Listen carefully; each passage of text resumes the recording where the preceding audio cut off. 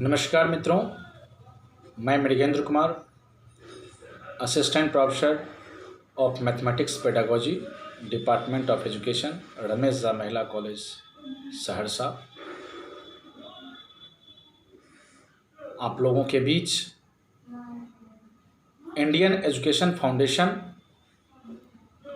के Facebook page पर new education policy 2020 and digital education topic के ऊपर चर्चा करने जा रहा हूँ। मित्रों, मुझे अत्यंत ही खुशी के साथ आप लोगों के साथ ये बात साझा करने में सुकून महसूस हो रहा है कि जब देश और दुनिया एक विश्वव्यापक महामारी कोरोना नामक वायरस के साथ जूझ रहा है, वैसे परिस्थिति में हम भारतवासी नई शिक्षा नीति 2020 लेकर के आए हैं और इस नई शिक्षा नीति 2020 को जन जन तक पहुंचाने के लिए जो हमारे भारत के प्रधानमंत्री श्री नरेंद्र मोदी जी, जिनको मैं हृदय से आभार व्यक्त करता हूं, उन्होंने विभिन्न टीवी चैनलों के माध्यम से हम सभी शिक्षा और शिक्षक परिवार से आग्रह किए कि हम लोग इस नई शिक्षा नीति 2020 को जन जन तक पहुंचाएं और बिहार प्रदेश में, जहां तक मेरी जानकारी है, बिहार प्रदेश में नई शिक्षा नीति 2020 के लिए जो जागरूकता अभियान होनी चाहिए, एक अभियान मैं इसे नाम दे रहा हूं, जो जागरूकता अभियान होनी चाहिए, ये काम डॉक्टर कुमार संजीव सर और इनकी टीम कर रही है। मैं धन्यवाद देना चाहूँगा डॉक्टर कुमार संजीव सर और इनके टीम को, जिन्होंने मुझे Indian education foundation Facebook platform पर नई शिक्षा नीति 2020 और डिजिटल एजुकेशन पर अपने विचार को रखने के लिए समय दिया, एक प्लेटफॉर्म दिया। बहुत बहुत धन्यवाद सर। मित्रों, जो सब अभी हमें सुन रहे हैं, आप सभी श्रोता को भी मेरा हृदय से आभार, नमस्कार। आप लोग अपने कीमती वक्त को हमारे इस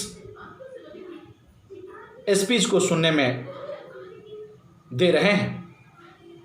मित्रों, मैं आप सभी से हाथ जोड़कर नमस्कार करता हूं और निवेदन करता हूं कि कृपया यह जो कड़ी बनी है नई शिक्षा नीति 2020, इसे हम सभी शिक्षा और शिक्षक परिवार से जुड़े हुए व्यक्ति तक तो पहुंचाना ही है, जन जन तक इसे लेकर जाना है, क्योंकि करने को तो हम पेरेंट टीचर मीटिंग करते हैं, लेकिन हमारे अधिसंख्य पेरेंट्स को, हमारे अधिसंख्य अभिभावक को उद्देश्य की जानकारी नहीं होती है या उनकी भूमिका क्या होनी चाहिए, कहीं ना कहीं इसमें कमी रह जाती है। इसलिए नई शिक्षा नीति 2020 को हम सब जन जन तक लेके जाएंगे, ताकि हमारा देश का एक एक गार्जियन, एक एक अभिभावक यह समझें कि अपने बच्चे को विद्यालय में भेजते हैं तो क्यों, अपने बच्चे को कोई विषय पढ़ा रहे हैं तो क्यों, अपने बच्चे को विषय पढ़ाने के लिए उपयुक्त शिक्षण तकनीक का जो हम यूज कर रहे हैं वो कर रहे हैं तो क्यों, इत्यादि कुछ आधारभूत प्रश्न हैं जिसके जवाब हम सभी शिक्षक वृंद को, हम सभी शिक्षक परिवार को उन तक पहुंचाना है। मित्रों, प्रश्न यह उठता है कि जब हमारे पास नई शिक्षा नीति 1986 था ही, तो नई शिक्षा नीति 2020 क्यों? व्यापक प्रश्न है। वाई NEP 2020 नई शिक्षा नीति 2020 क्यों? तो इसका उत्तर हम आप सभी के पास है, केवल हम इसे अपने शब्दों में आप तक पहुंचाने का प्रयास करते हैं। मित्रों, इसे समझने के लिए हमें सबसे पहले शिक्षा के मर्म को समझना होगा, और जहाँ तक मैं समझा हूँ उसे मैं आप तक रखने का प्रयास करता हूँ कि education is one and only one tools to create, to construct, to nurture man to becomes out of man। शिक्षा ही एकमात्र ऐसी युक्ति है, ऐसा टूल्स है जिसके माध्यम से हम मानव को मानव से मानव बना सकते हैं। अब रही बात, अभी हम वर्ष 2020 में हैं और हमारा सोच फ्यूचरिस्टिक अप्रोच का होना चाहिए, भविष्य की ओर अग्रसर रहना चाहिए। ऐसे परिस्थिति में नई शिक्षा नीति 2020 आज की आवश्यकताओं, आज की जरूरत को समय के साथ पूरा करने में अब सक्षम नहीं रह पाया। मैं नई शिक्षा नीति 1986 का आलोचना करने नहीं बैठा हूं, लेकिन एक बात मैं जिम्मेदारीपूर्ण तरीके से कहना चाहूँगा कि प्रत्येक चीज़ का एक समय होता है, कालखंड होता है, और उस कालखंड में वो प्रभावशाली होता है। तो नई शिक्षा नीति का भी कालखंड था, वो अपने समय में प्रभावशाली रहा। आज जो वर्तमान परिस्थिति का मांग है, वो वर्तमान परिस्थिति का मांग ऐसा है कि हमें फिर से अपने देश को विश्व गुरु के रूप में प्रस्तुत करना है। हमें हमारे नागरिक केवल भारतवर्ष के नागरिक ना रहकर दुनिया के नागरिक बने और एक जिम्मेवार नागरिक बने, अग्रणी भूमिका निभाएं, दुनिया को प्रत्येक क्षेत्र में नई दिशा दें।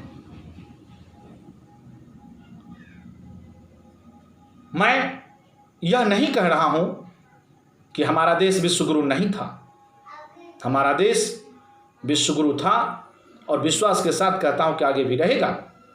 लेकिन कुछ कालखंड हमारे देश का बहुत अच्छा नहीं रहा। वह कालखंड था गुलामी का कालखंड, जिस कालखंड में हमारे देश की गौरवशाली गाथा, गौरवशाली उपलब्धि, गौरवशाली व्यक्ति और गौरवशाली व्यक्ति के व्यक्तित्व को कुचलने का प्रयास किया गया। और कहीं ना कहीं हम विदेशी शिक्षा पद्धति, जो ब्रिटिश एजुकेशन पॉलिसी था, उसके कारण अपने देश की जो खुशबू, अपने देश की जो शिक्षा व्यवस्था, अपने देश के जो विद्वान थे, उन्हें समझने में हम हद तक सफल नहीं रह पाए। और वजह यह रहा कि आज हमें फिर से यह सोचना पड़ रहा है कि मेरा देश विश्व गुरु बने और बनेगा। और कहीं ना कहीं अब मुझे एहसास होता है और आप सबको भी ये एहसास होता होगा कि हमारा देश विश्व गुरु बनने को है, बन चुका है, ऐसा भी मुझे लगता है।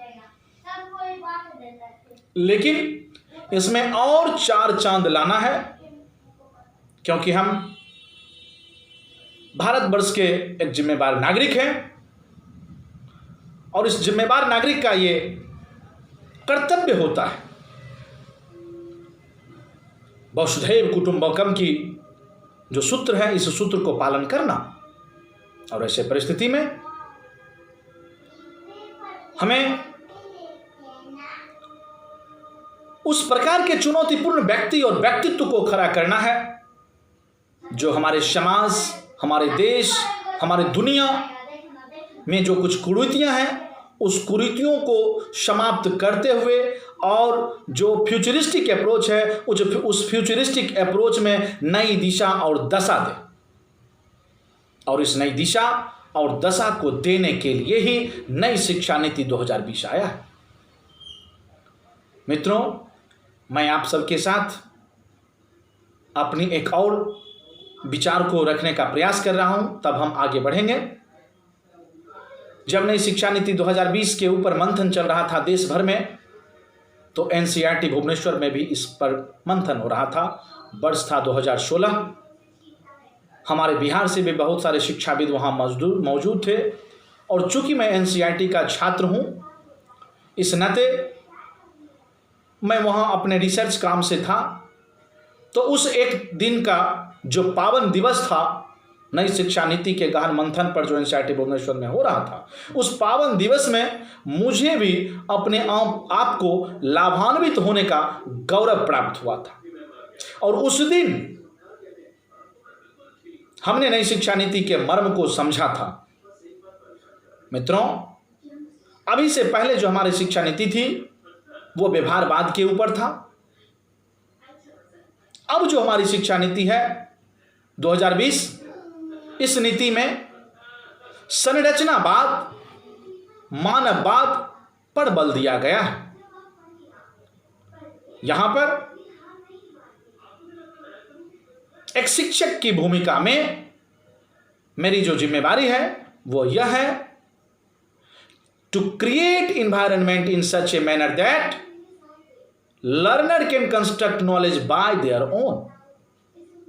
हमें एक शिक्षक की भूमिका में ऐसे वातावरण देना है जिसमें अधिगमकर्ता अपने ज्ञान का निर्माण, अपने ज्ञान का सृजन स्वयं से कर सके।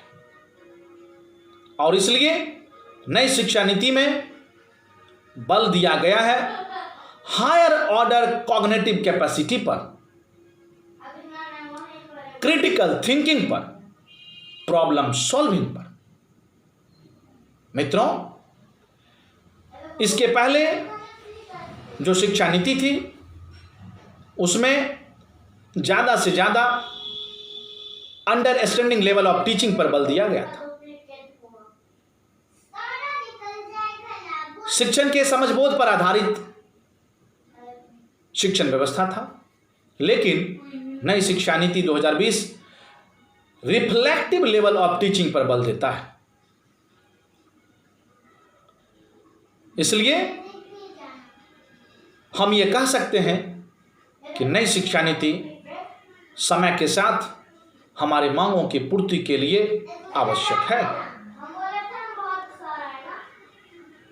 और आज जब हम यह देख रहे हैं कि हमारे छोटे छोटे बच्चे जो 2 इयर्स 3 इयर्स ओल्ड हैं, जो कल तक अपने मम्मी पापा, नाना नानी से, दादा दादी से यह कविता और कहानी सुनते थे, चंदा मामा दूर के, पुआ पकाए गुड़ के, मछली जल की रानी है, जीवन उसका पानी है, ट्विंकल ट्विंकल लिटिल स्टार। अब इस तरह की कविता और इस तरह की कहानी अब छोटे छोटे बच्चे मोबाइल पर ही देखते हैं। वजह यह नहीं है कि उन्हें मोबाइल ही पसंद है? वजह यह है कि हमें अपने देश को आगे की पंक्ति में ले जाना है, और इसलिए हम सभी मेन एंड वोमेन जितने भी हैं, स्त्री पुरुष दोनों को कदम से कदम मिला करके और आगे बढ़ना है। ऐसे परिस्थिति में वह छोटा नन्हा सा बच्चा जिसके माँ भी वर्किंग है और पापा भी वर्किंग है, इवन इफ बहुत सारे परिवार ऐसे हैं जो अपने ज्ञान से और देश दुनिया समाज को देना चाहते हैं, वो दादा दादी भी इंगेज हैं, वह भी दुनिया को, वह भी समाज को अपने अनुभव देने में व्यस्त हैं। ऐसे परिस्थिति में वह छोटा सा बच्चा मोबाइल फ़ोन पर उस कविता, उस पोयम, उस स्टोरी को सुनने के लिए बाध्य हो जाता है, और कहीं न कहीं उसे अब सुनने में मज़ा भी आता है, चूँकि वह इंटरेक्टिव लगता है।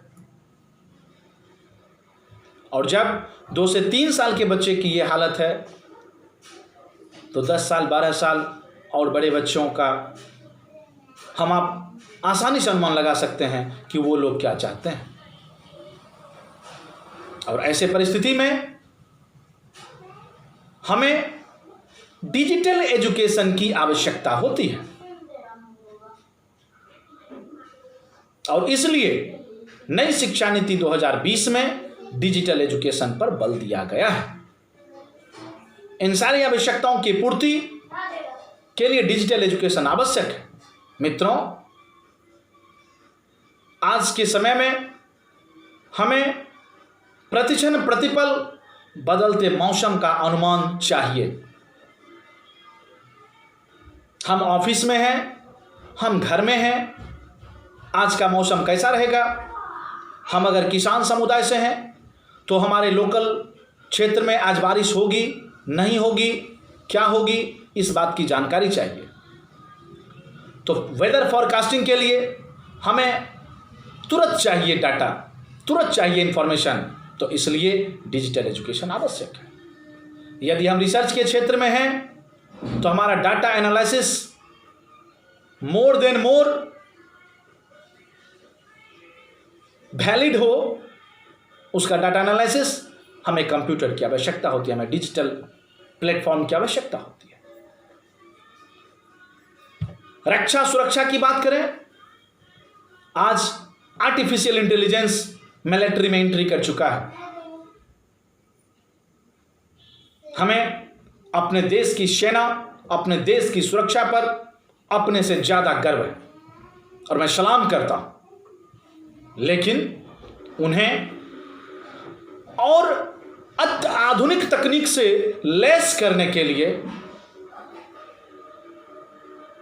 हमें डिजिटल एजुकेशन की आवश्यकता है, क्योंकि जो आज मेरा छोटा सा बच्चा है वो कल का भविष्य, कल का साइंटिस्ट है। हमारे देश के जन जन के हृदय में विराजमान व्यक्ति डॉक्टर एपीजे अब्दुल कलाम से जब पूछा गया था who is the first scientist, वर्ष 2002 की घटना है, तो उन्होंने कहा था child is the first scientist. तो उस फर्स्ट साइंटिस्ट को आर्टिफिशियल इंटेलिजेंस के बारे में जानकारी देना है, जिससे हमारी रक्षा सुरक्षा और मजबूत हो। इसके लिए हमें डिजिटल एजुकेशन की आवश्यकता है। आप स्वास्थ्य की बात करते हैं, यह कोरोना काल चल रहा है। इस कोरोना काल में भी हम टेलीमेडिसिन के ऊपर निर्भर रहे। घर बैठे हमारे देश में जो अस्वस्थ व्यक्ति हैं वो टेलीमेडिसिन के माध्यम से, टेली ट्रीटमेंट के माध्यम से वो स्वस्थ हो रहे हैं। आरोग्य सेतु ऐप जो हमारे देश ने बनाया, मुझे गर्व है उस व्यक्ति पर जिन्होंने इस ऐप को लॉन्च किया। मुझे गर्व है अपने देश की शासन व्यवस्था, मुझे गर्व है अपने देश के प्रधानमंत्री, अपने देश के सभी जिम्मेदार नेता, राजनेता पर, जिन्होंने इस तरह की सोच को जन्म दिया, उस व्यक्ति ने जिन्होंने इस ऐप को लॉन्च किया, जिन्होंने इस ऐप को बनाया, मुझे उन पर गर्व है। और ये सब तब हुआ जब डिजिटल एजुकेशन हो। अभी बहुत कम व्यक्ति हैं जिनको इसकी जानकारी है, जो इसके ऊपर सोच सकते हैं। आने वाला जो मेरा समय है, वह समय पूर्णतः डिजिटाइज्ड होने वाला है, क्योंकि हमें यह बर्दाश्त नहीं होगा कि हम दुनिया से पीछे रहें। एक जिम्मेदार भारतीय होने के नाते हम अपने बच्चों को दुनिया में सबसे आगे पाना चाहते हैं, और इसलिए डिजिटल एजुकेशन आवश्यक है। मित्रों, डिजिटल एजुकेशन आवश्यक है, तो इसके लिए हम चाहेंगे कि दो शब्द डिजिटल लर्निंग पर चर्चा कर लें। Digital learning is any instructional practice that is effectively using technology to strengthen the student learning experiences. Digital learning ऐसा है जिसके सहारे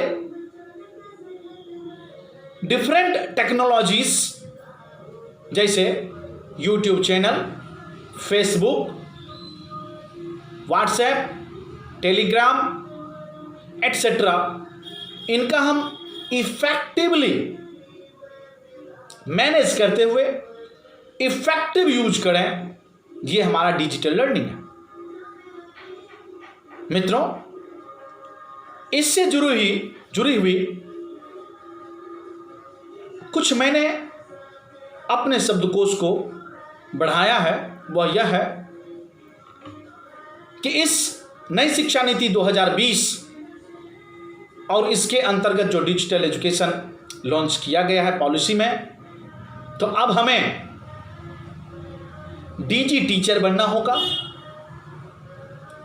डीजी लर्निंग एनवायरनमेंट क्रिएट करना होगा, डीजी लर्नर बनाना होगा, डीजी लर्निंग रिसोर्सेज बनाना होगा और डीजी क्लासरूम बनाना होगा। So we need 5D। हमें अब 5D की आवश्यकता है। इन 5D पर काम करना होगा। Okay, DG teacher, digital teacher, DG learning, digital learning, DG resources. अभी जिस प्रकार से हम आपके साथ वर्चुअली प्रेजेंट हो रहे हैं, इसको आप सुन करके मेरे ख्याल से कुछ न कुछ तो आपके ज्ञान में वृद्धि होगी। जब आप बोलेंगे, आपको सुन करके मेरे ज्ञान में वृद्धि होगी। तो यह डिजिटल रिसोर्सेस हुआ। डीजी लर्निंग एनवायरनमेंट मीन्स अब हमें अपने बच्चे को maximum pen drive, modem, laptop, desktop, tablet, android set, इन तमाम चीज़ों से जोड़ना पड़ेगा। ये मेरा लर्निंग एनवायरनमेंट होगा। Digi classroom, as a digi teacher जब हम क्लासरूम में प्रेजेंट हों तो वहाँ पर मुझे power point presentation, live class, live content, ये सारे करना होगा और ये मेरा डीजी क्लासरूम होगा। तो इस 5D के सहारे नई शिक्षा नीति 2020 में जो डिजिटल एजुकेशन की बात की गई है, इसकी पूर्ति होगी। मित्रों, नई शिक्षा नीति 2020 के जो कुछ प्रमुख पहल हैं जिसकी सिफारिश की गई है, वो कुछ इस प्रकार से हैं। ऑनलाइन शिक्षा के लिए पायलट स्टडी किया जाएगा, जिसमें यह देखा जाएगा हैबिट टू यूज डिवाइस, किसी डिवाइस का यूज करने का कितना बच्चों में प्रैक्टिस है, कितना टीचर में प्रैक्टिस है, इसको देखा जाएगा। और मॉडल ऑफ ई कंटेंट कैसा है, इसको देखा जाएगा। अध्ययन करने के लिए, ये पायलट स्टडी करने के लिए NEFT, CIET, NIOS, IGNOU, IIT, NIT, इन सारे को जिम्मेवारी मिलने वाली है। और ये सभी स्टडी करेंगे कि किस प्रकार से हमारे देश में इसका प्रैक्टिस हो रहा है और क्या खामियां हैं, इस खामियों को हम किस प्रकार से दूर कर सकते हैं। नेक्स्ट है डिजिटल इंफ्रास्ट्रक्चर। डिजिटल इंफ्रास्ट्रक्चर का मतलब है, मैं उदाहरण देना चाहूँगा कि आज हम आप जब वीडियो कॉलिंग या डिफरेंट प्लेटफॉर्म जैसे Jio meet, Google class, Zoom app आदि प्लेटफॉर्म पर से जब हम वर्चुअल क्लास लेते हैं तो कुछ परेशानियां होती हैं, नेटवर्क इशूज होता है। ये नेटवर्क इशू ना हो, ये हमारा डिजिटल इंफ्रास्ट्रक्चर में ऐड होगा।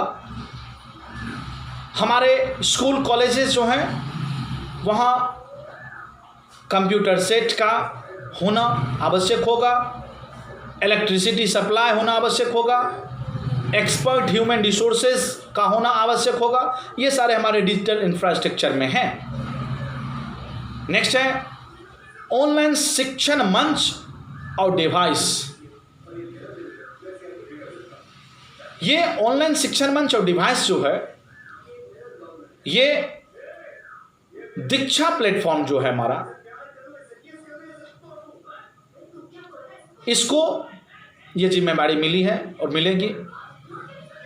या इस तरह के जो हमारे प्लेटफॉर्म्स हैं, स्वयं प्रभा आदि जो कुछ हमारे प्लेटफॉर्म्स हैं, ये हमारा ऑनलाइन शिक्षण मंच है और इसको व्यापक बनाया जाएगा और इसे टू वे डिवाइस बनाया जाएगा, two way communicative device.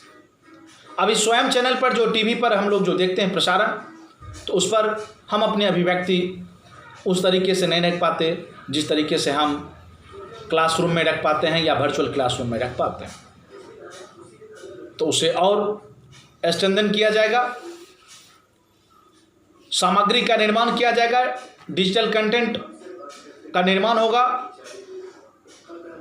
Digital repository होगा, कोर्स वर्क लर्निंग गेम होगा, सिमुलेशन होगा, वर्चुअल रियलिटी के निर्माण सहित कंटेंट की एक डिजिटल रिपोजिटरी विकसित की जाएगी, जिसमें प्रभावशाली और गुणवत्ता के लिए उपयोगकर्ताओं द्वारा रेटिंग करने के लिए एक स्पष्ट सार्वजनिक प्रणाली होगी।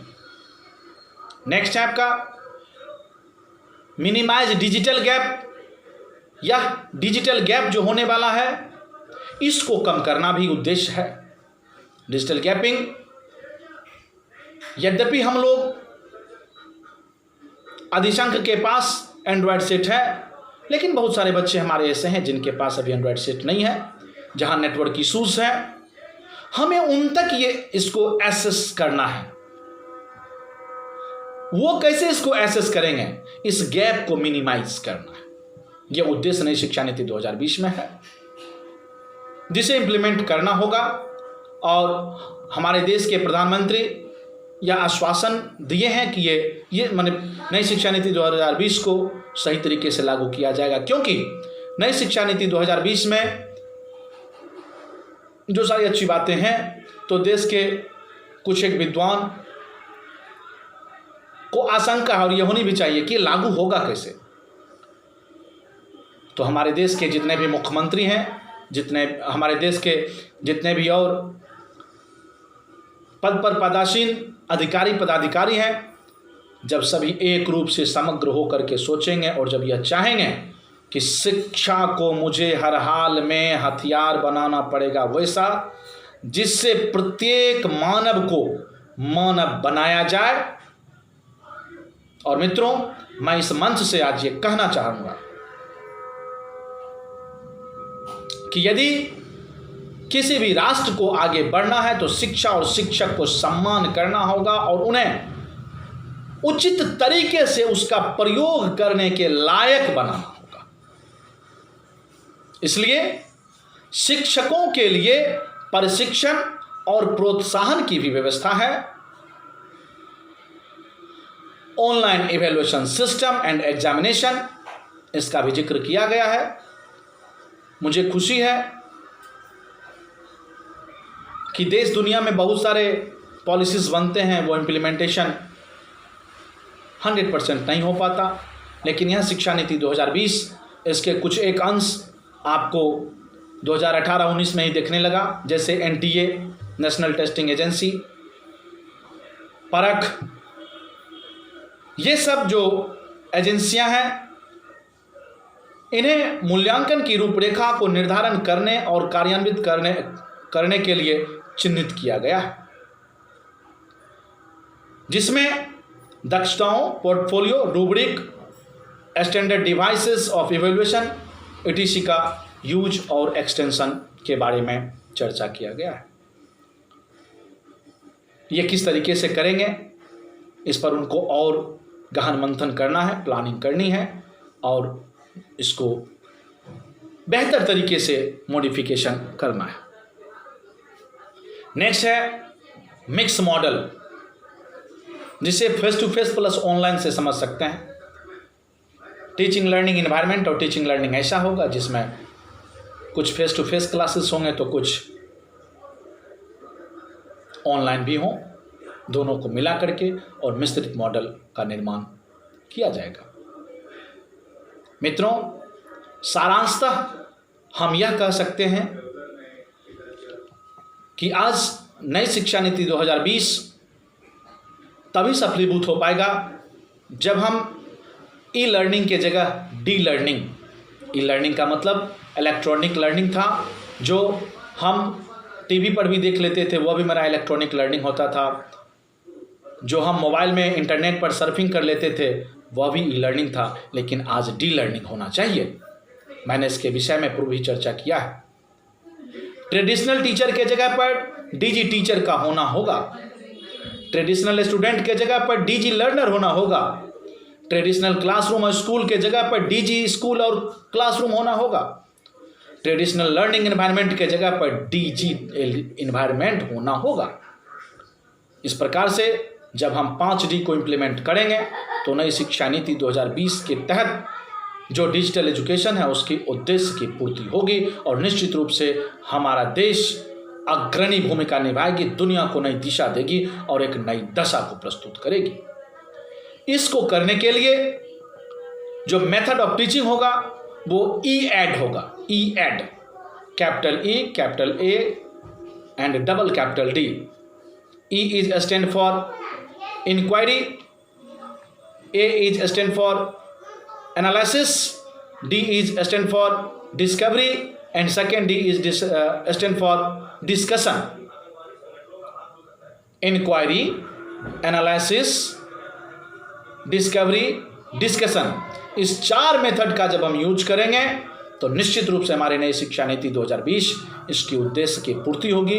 और हम जब इसे डीजी प्लेटफॉर्म पर करेंगे, डीजी टीचर के थ्रू करेंगे, डीजी टीचर बन के करेंगे, डीजी लर्निंग एनवायरनमेंट क्रिएट करके करेंगे तो निश्चित रूप से नई शिक्षा नीति 2020 के तहत डीजी एजुकेशन का जो ऑब्जेक्टिव है, डिजिटल एजुकेशन का जो ऑब्जेक्टिव है वो फुलफिल होगा। मित्रों, इसी के साथ मैं NEP 2020 DE पर अपनी वाणी को यहीं पर विराम देता हूँ। एक बार फिर से आप सभी शिक्षा प्रेमी, आप सभी शिक्षा के मार्गदर्शक, आप सभी शिक्षा के उद्देश्य को पालन करवाने वाले, आपने मुझे सुना, इसके लिए बहुत बहुत धन्यवाद। नमस्कार।